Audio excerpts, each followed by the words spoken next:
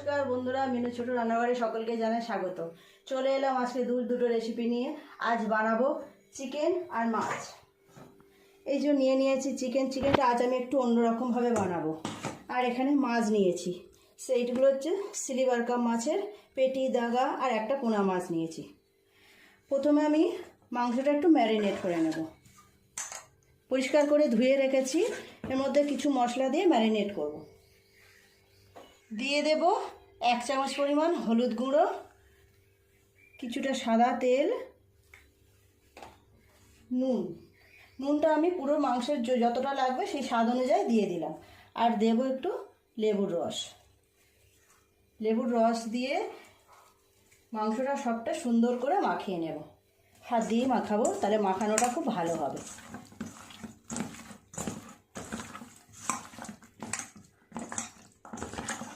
মাখানো হয়ে গেছে, এটা সাইডে রেখে দেবো মিনিট 10-এর জন্য। যেহেতু মাংসটা আজকে আমি একটু অন্যরকমভাবে করব, তাই আমি প্রথমে গ্যাস জেলে এই মশলাটাকে ভাজা করে নেব। নিয়েছি একটা বড় সাইজের টমেটো, একটা ছোট পেঁয়াজ, কিছুটা আদা, কিছুটা রসুন পরিমাণ মতো। আর এখানে একটা পেঁয়াজ কুচিয়ে নিয়েছি। এই পেঁয়াজ, আদা, রসুন, টমেটোগুলো আমি আগে তেলে ভাজা করে নেব। গ্যাসটা জেলে দেব।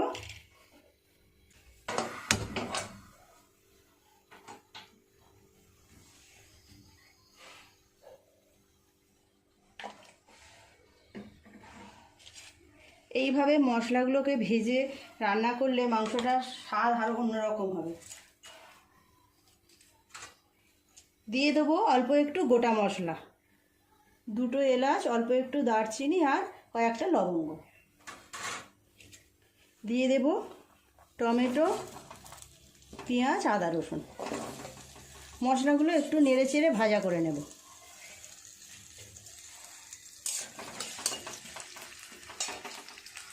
মশলাটা ভাজা হোক, আমি মাছটার মধ্যে একটু মশলা মিশিয়ে নেব। অল্প একটু লঙ্কা গুঁড়ো দিলাম, হলুদ গুঁড়ো আর নুন। মাছগুলোকে সুন্দর করে মিশিয়ে নেব।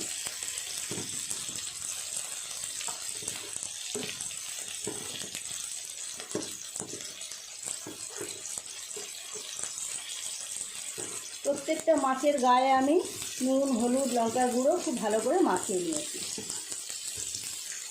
মশলাটা কতটা ভাজা হলো দেখি।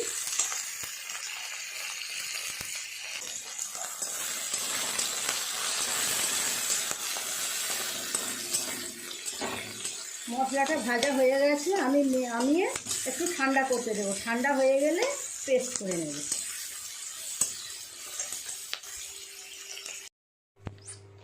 ভাজা মশলাটা সুন্দর করে পেস্ট করে নেব।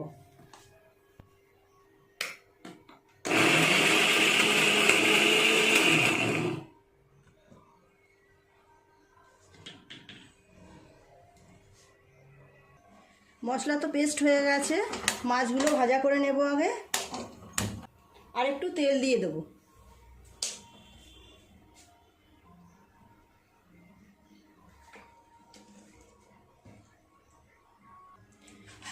তেলটা খুব ভালো গরম হয়ে গেছে, এক এক করে মাছগুলো সব ভাজা করে নেব।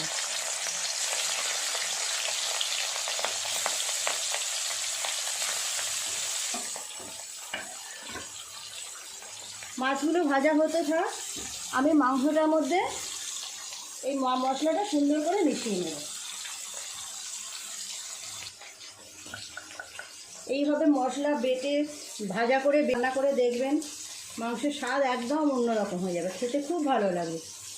সবসময় তো আমরা এমনি কাঁচা মশলায় মিশিয়ে দিয়ে রান্না করি, এভাবে আমি হাত দিয়েই মাখাবো। হাত দিয়ে মাখালে মাখানোটা খুব ভালো হবে, প্রত্যেকটা মাংসের গায়ে মশলাটা লাগবে।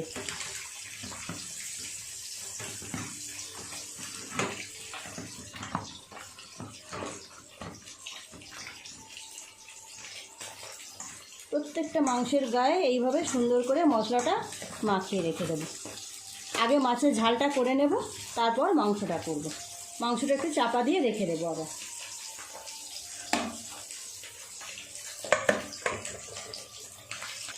মাছের এই পিঠটা ভাজা হয়ে গেছে, উল্টিয়ে দিয়ে অপর পিঠটাও ভাজা হতে দেবো। এই সময় আমি মাছের ঝালের জন্য একটা পেস্ট বানিয়ে নেব। নিয়েছি কিছুটা কালো সর্ষে আর কয়েকটা লঙ্কা, কাঁচা লঙ্কা এরকম পাকা হয়ে গেছে। একটু জলে ভিজিয়ে রেখেছিলাম সর্ষেটা তাড়াতাড়ি পেস্ট হওয়ার জন্য। এটাকে পেস্ট করে নেব। এগুলো তো সব ভাজা হয়ে গেল, আলুগুলো সুন্দর করে ভাজা করে নেব। আলুটা প্রায় ভাজা হয়ে গেছে, আলুগুলোকে তুলে নেব।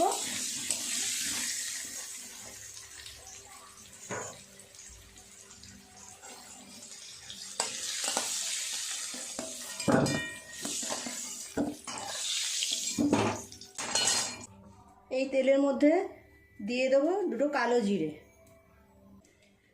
অল্প একটু কালো জিরে, দুটো কাঁচা লঙ্কা দিয়ে দিলাম ফোড়নের জন্য।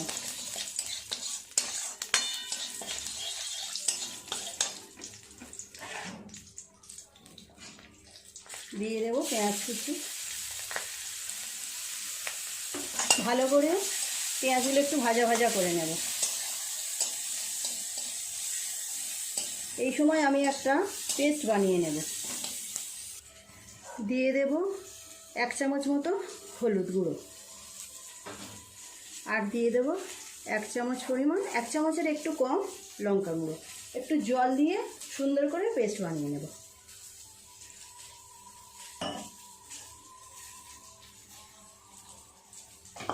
পেঁয়াজটা কতটা ভাজা হলো দেখি।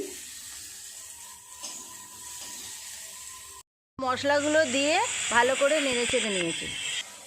স্বাদ মতো নুন দিয়ে দেব।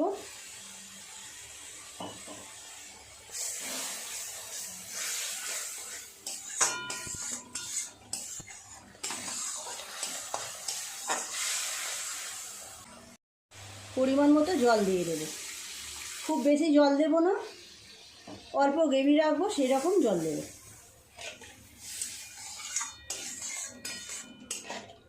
একটু ঝোলটা ফুটে গেলে মাছগুলো দিয়ে দেব।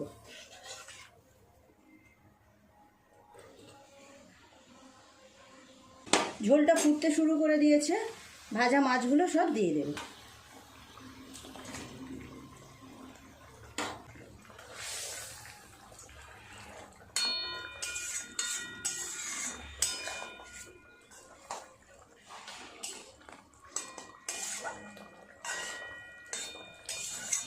আর একটু ফুটে গেলেই হয়ে যাবে আমার মাছের ঝাল, নামিয়ে নেব।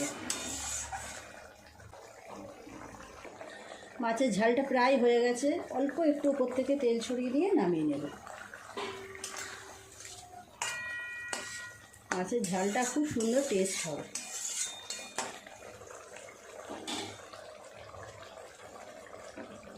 নামিয়ে নেব, ঝালটা পুরোপুরি হয়ে গেছে।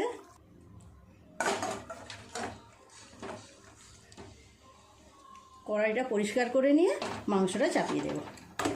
কড়াই গরম হয়ে গেছে, দিয়ে দেব পরিমাণ মতো তেল। মাছের তেল ভাজা একটু তুলে রেখেছিলাম, অনেকটা বেশি ছিল, সেটাও দিয়ে দিলাম। দিয়ে দেবো 2টো তেজপাতা আর 1টা শুকনো লঙ্কা।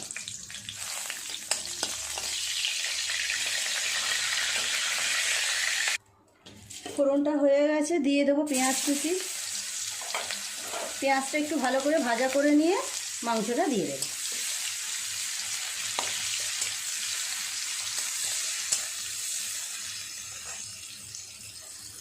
পেঁয়াজটা খুব ভালোভাবে ভাজা হয়ে গেছে, দিয়ে দেব লঙ্কার গুঁড়ো আর হলুদ গুঁড়ো।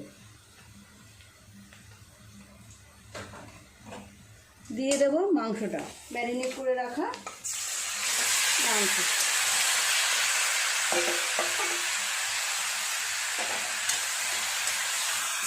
এবার একটু সময় নিয়ে খুব সুন্দর করে মাংসটা কষিয়ে নেব।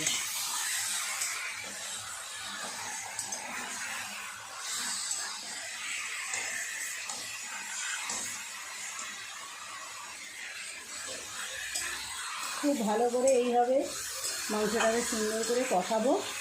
মাংস যত ভালো কষানো হবে মাংসের স্বাদও তত বেশি ভালো হবে। একটু সময় নিয়ে আস্তে আস্তে কষাতে হবে। মাংসটা বেশ কিছুক্ষণ সময় নিয়ে কষিয়েছি, সুন্দর রং আসছে।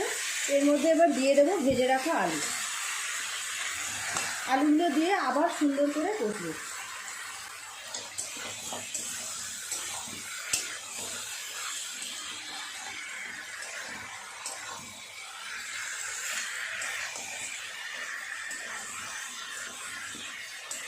যত ভালো কষানো হবে তত সুন্দর রং আসে।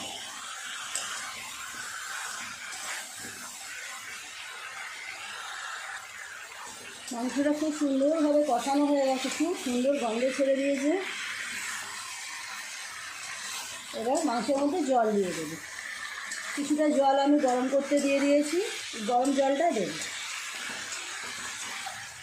এই রকম রান্না একটু গরম জল দিলে রান্নার স্বাদ আরও বেশি ভালো হয়।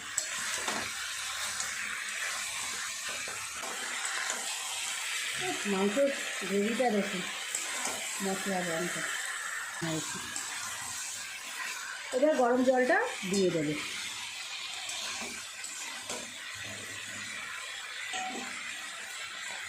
আপনারা যে যেমন ঝোল রাখতে চাইবেন সেই রকম পরিমাণে জল দেবেন।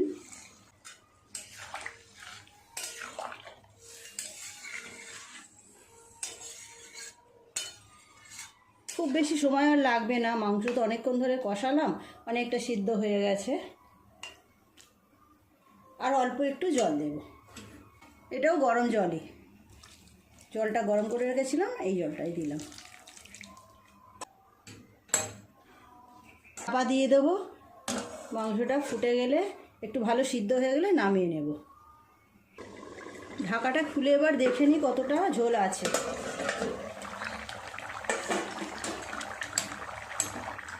ঝোলটা অনেকটাই কমে গেছে, মাংস আলু সব ভালোভাবে সেদ্ধ হয়ে গেছে।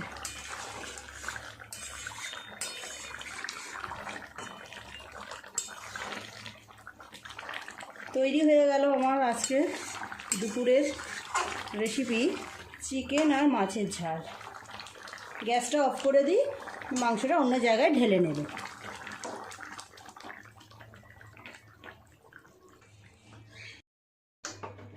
আজকের দুটো রেসিপি রেডি হয়ে গেল।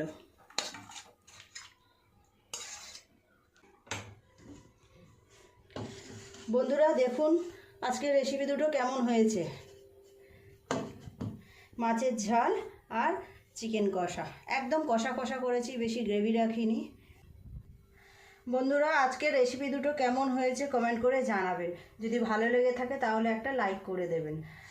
আমার চ্যানেলটি সাবস্ক্রাইব করে পাশে থাকা বেল ঘন্টিটা ক্লিক করে দেবেন, তাহলে আমি নতুন কোনো ভিডিও আপলোড করলে তার সাথে সাথে সবার আগে আপনার নোটিফিকেশনে পৌঁছে যাবে। সবাই খুব ভালো থাকবেন, দেখা হচ্ছে নতুন কোনো ভিডিওর সাথে। নমস্কার।